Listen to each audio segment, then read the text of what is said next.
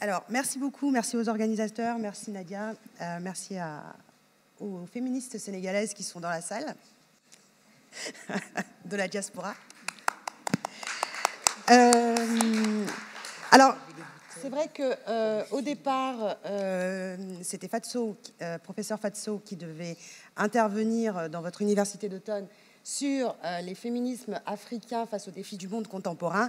Et comme je n'ai pas la prétention d'avoir son niveau, j'ai réduit un petit peu le champ à ce que je connais, c'est le Sénégal, et puis on pourra étendre un tout petit peu à l'Afrique de l'Ouest, parce que j'ai aussi des connexions et je travaille avec certaines féministes d'Afrique de l'Ouest avec lesquelles on a créé un front un petit peu pour l'instant en off, mais on a nos petites actions comment dire, qui passent en dessous des radars pour l'instant. Et je trouve très intéressant d'intervenir après Jules Falquet, professeur d'université, parce que moi j'étais persuadée que j'allais faire un truc très politique et puis profiter des quelques jours qui me restent avant d'être obligée de prendre un discours de chercheur universitaire. Mais la question du standpoint, c'est aussi quelque chose qui m'a traversée quand j'ai commencé à penser cette communication, puisque pour ce qui me concerne, quand on annonce mon prénom et mon nom, c'est déjà, enfin en tout cas mes parents m'ont fait un cadeau un petit peu pourri, parce que c'est déjà un cadeau politique, en sachant que Ndeye c'est un prénom sénégalais, Khaira est un prénom algérien, Thiam est un prénom d'une famille politique sénégalaise, et que par ailleurs j'ai vécu en France pendant un certain nombre d'années. Donc vous pensez bien que tout à l'heure, quand on parlait de la question de la négociation, ça négocie sévère dans ma tête dès que je prends la parole. De l'autre côté, la question du sexe et du genre est aussi une question dans laquelle je négocie aussi fortement, puisque je suis née fille, j'ai été assignée fille, je m'identifie aussi comme étant une femme, mais cette question du sexe et du genre commence à devenir problématique au Sénégal. Il suffit de dire genre pour que ce soit la folie furieuse, hein. Si on rajoute à cela que je dis que je suis une hétéro ouverte, j'ai pas dit curieuse, j'ai dit ouverte, là on rajoute encore 3 niveaux de guerre. Et que, par ailleurs, je suis contre les relations aliénantes, et notamment contre le mariage, parce que j'estime que le mariage est l'institutionnalisation de l'esclavagisme. Là, je peux vous garantir qu'au Sénégal, ça passe mal.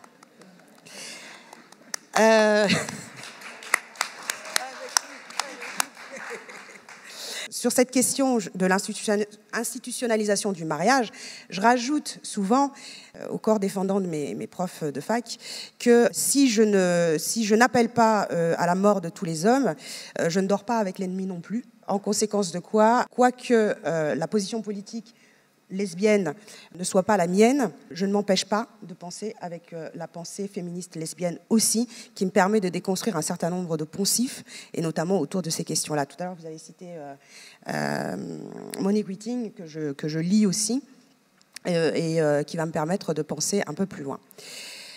Je rajoute à ça le fait, je rajoute beaucoup de couches, hein, dans mon standpoint. Je rajoute à ça que dans la mesure où je considère que mon corps m'appartient, moi, je n'ai pas attendu qu'on me laisse la possibilité de penser que mon corps m'appartient. Il m'appartient, en fait. Et je fais à peu près ce que je veux avec. De la même manière que j'entends faire ce que je veux, je voudrais que les autres puissent le faire.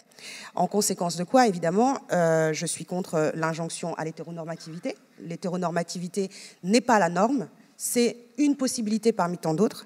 Et je suis d'autant plus contre l'hétéronormativité qu'elle permet la captation du corps des femmes et de ces produits par les hommes.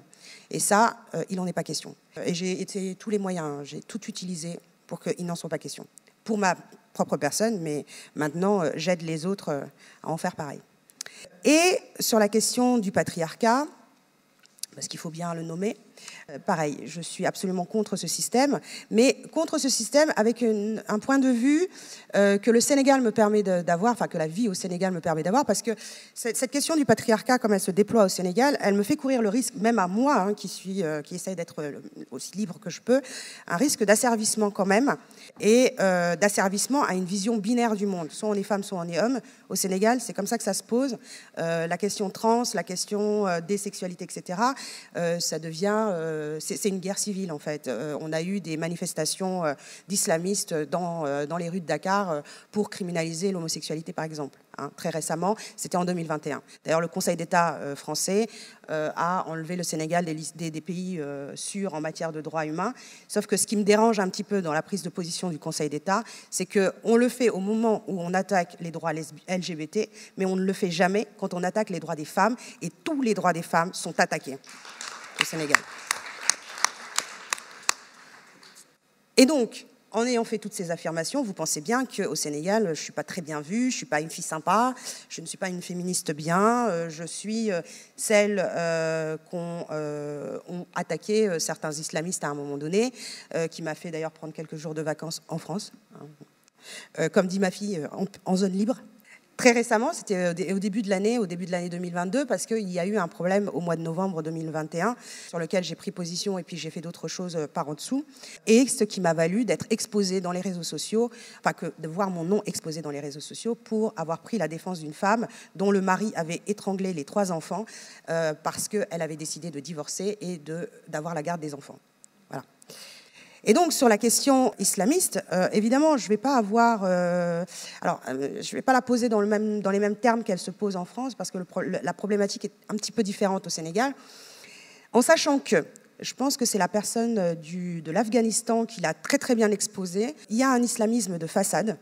On utilise la religion de manière politisée pour permettre aux uns et aux autres de faire à peu près ce qu'ils veulent, comme ils veulent, quand ils veulent, et surtout de s'essuyer les pieds sur les femmes.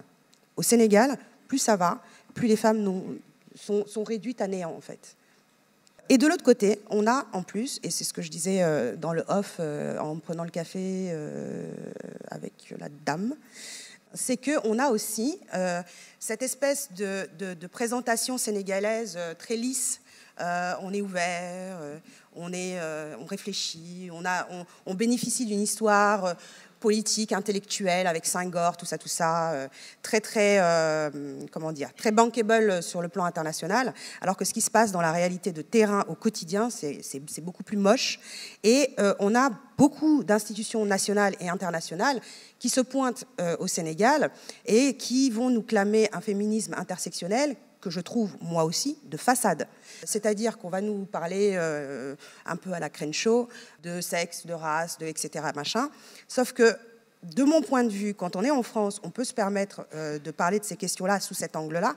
Mais au Sénégal, ce ne sont pas les femmes noires qui sont minoritaires, ce sont les femmes blanches, arabes, etc., qui sont minoritaires. S'il y en a qui devraient être intersectionnelles, ce sont ces femmes-là. Et ces femmes-là ont aussi un rapport historique avec les féministes sénégalaises, que je vais vous évoquer aussi dans le reste de la communication. Mais il me semble que ça pose les choses de façon idéologique et pas du tout adaptée à la réalité du pays. Donc on a un face-à-face dans ce pays entre des idéologies qui sont ce qu'elles sont, avec ces islamistes qui nous proposent des choses, et de l'autre côté, des institutions internationales qui nous proposent d'autres choses, mais en même temps, on écoute très peu la parole des personnes qui y sont. Et cette parole-là, elle a besoin aujourd'hui de pouvoir se libérer. Tout à l'heure, quelqu'un a dit ne nous libérez pas, on s'en charge.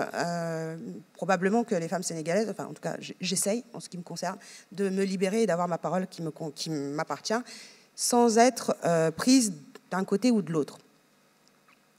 Et donc c'est pour ça qu'avec tout ce standpoint que je viens de vous exposer, qui vous fait rentrer de plein pied dans les problématiques et dans les tensions sénégalaises, moi je n'appartiens finalement à aucun des groupes, ni les institutions, ni les islamistes, ni du coup les féministes sénégalaises réunies en collectif. Mais je vais vous expliquer pourquoi.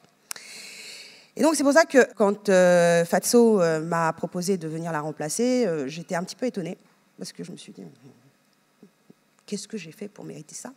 Parce que finalement, les positions que je peux prendre, même si elles sont argumentées, documentées, etc., bon, je profite de ma profession pour argumenter, j'ai fini par faire de la psychologie politique.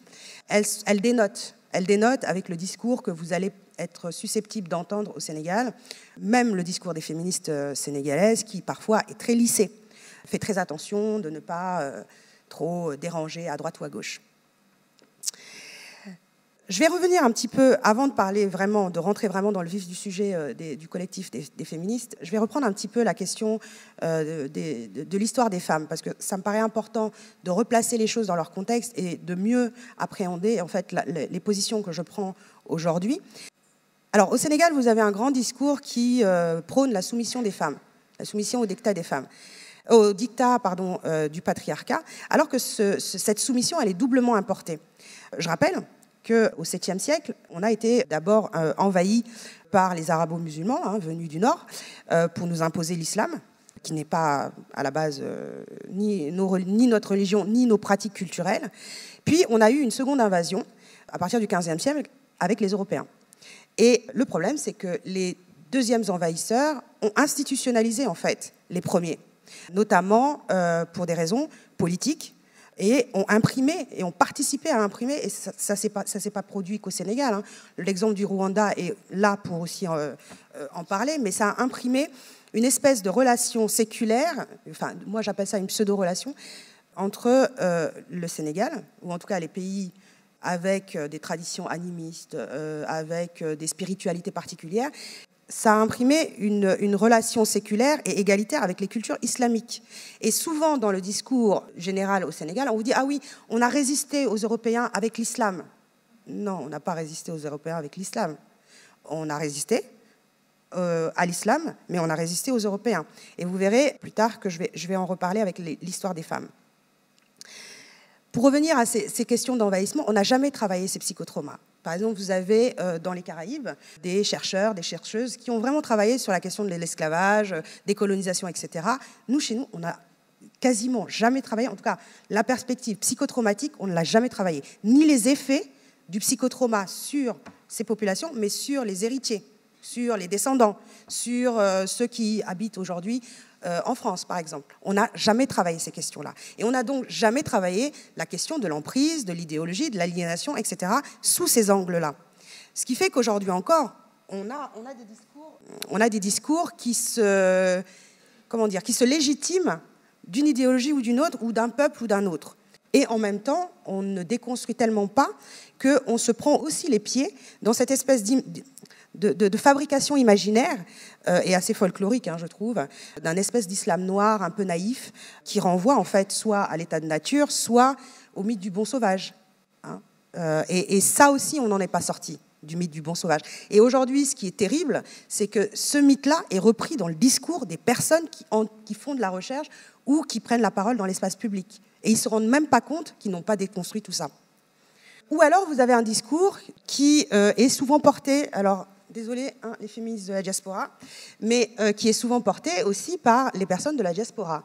Notamment cette idée d'une Afrique grandiose, égalitaire entre les hommes et les femmes, et colportée par les africanistes, qui sont, pour ma part, assez mélancoliques, alors que cette image d'Épinal, elle n'a jamais existé, en fait. À la première table ronde, on vous a expliqué que le matriarcat, ça n'existe pas. Au Sénégal... Tous les gens qui prennent la parole vous parlent du matriarcat. Le matriarcat n'a jamais existé. Et la demande féministe aujourd'hui de la libération des femmes ou de la participation des femmes aux instances de décision, etc., ne relève pas de ce matriarcat-là et ne relève pas non plus d'une organisation politique qui aurait été égalitaire à un moment donné. Pour reprendre l'exemple, par exemple, du Waalo, d'où est originaire la famille Thiam, on est quand même un petit peu plus renseigné sur ce groupe-là. On a eu des systèmes politiques dans lesquels, oui, le matrilinéaire fonctionnait très bien, puisque les rois, etc., étaient choisis dans la lignée maternelle, avec à leur côté les linguères, mais les linguères n'avaient pas de position politique. Elles n'avaient pas droit à la parole, comme pouvait avoir droit à la parole le braque. Maintenant, à partir du 19e siècle, il y a eu une sorte de coup d'État. Alors, quand on vous dit que le Sénégal n'a jamais connu de coup d'État, c'est pas vrai. En tout cas, coup d'État du XXe siècle, certainement, mais coup d'État politique, si. Et c'est la mère de Ndataye Mbodj et de Njabot Mbodj qui a fait un coup d'État en utilisant un critère rédhibitoire, la maladie mentale. Et donc, elle a fait choisir dans sa ligne un braque qui était suffisamment malade pour laisser la possibilité à ses filles de prendre le pouvoir. Jumbot Botch est arrivée à ce moment-là, sauf qu'elle a été mariée au roi des morts pour arrêter la guerre. Donc bon, en termes de pouvoir politique, ça ne marchait pas beaucoup. Et puis, Nateyala est arrivée derrière, c'est sa sœur. Et sa sœur, elle, par contre, a eu une vraie action politique avec sa prise de pouvoir. Et notamment, elle était chef d'armée, elle était chef de guerre, et elle a mené un certain nombre de guerres. OK.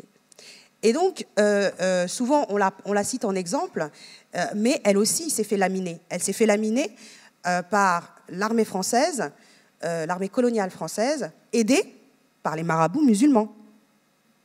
Et ça, on ne vous le dira pas. Et elle s'est fait enterrer pour la postérité par l'abbé Bouala, donc un religieux encore, qui l'a fait passer, elle et les Tiédos, pour des impies et des alcooliques.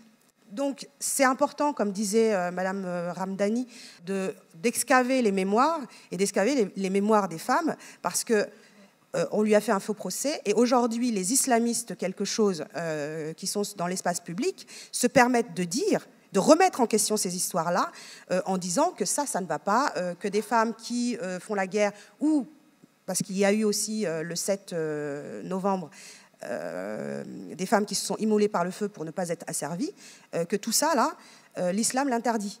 Et que donc, on ne doit pas le glorifier. Alors qu'en réalité, cette histoire-là, c'est la nôtre. L'histoire de la Perse, moi, elle me concerne de loin.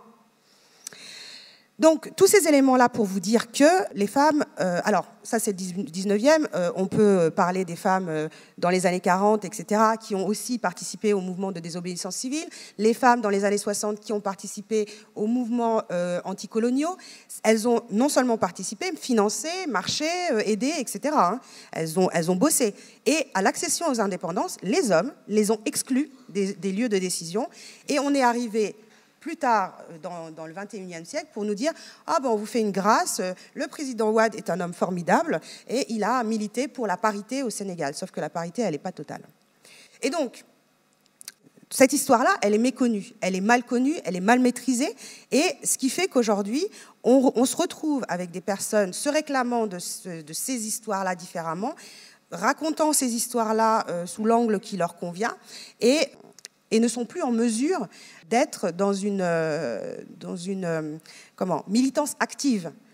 Elles vont faire, par exemple, vous avez des féministes qui vont être dans l'espace public, qui vont à la fois militer pour une liberté sexuelle, mais en même temps se mettre un voile sur la tête pour toutes les fêtes religieuses. Ou quand elles vont aller voir les différents marabouts dans les différentes zones, vont se photographier avec ça. En sachant qu'en plus, au-delà de ce que je vous ai raconté au niveau historique, on a aussi une autre histoire à partir des années 50 de l'infiltration des islamistes au Sénégal. L'histoire du Mali aujourd'hui qui s'est effondrée, c'est aussi l'histoire du Sénégal, c'est l'histoire de la Guinée, c'est l'histoire de toute cette zone-là qui aujourd'hui souffre de différentes attaques, etc., qui sont peu rapportées, mais que les féministes ne reprennent pas à leur compte, ne pensent pas. Et quand elles se mettent comme ça en scène dans l'espace public avec tout ça, ça pose question. Par ailleurs, il y a certains sujets, et notamment tout à l'heure, Madame Falquet disait que vous êtes lesbienne. La question du lesbianisme, qui a pu se poser à certaines époques, ne peut plus avoir voix de cité. Ce sont les islamistes qui ont repris le sujet pour arriver à ce que je vous ai dit tout à l'heure, des manifestations pour la criminalisation de l'homosexualité. Étant entendu que l'homosexualité est un délit au Sénégal, encore aujourd'hui. Donc, toutes ces questions autour des sexualités, elles se posent avec acuité, mais elles se posent aussi dans le discours féministe avec beaucoup d'ambiguïté, avec laquelle j'ai beaucoup de mal. Et donc, c'est pour ça que les positions que je peux prendre sur ces sujets-là peuvent porter à conflit. Je vais devoir m'arrêter, mais on pourra reparler de la question des féminismes plus tard.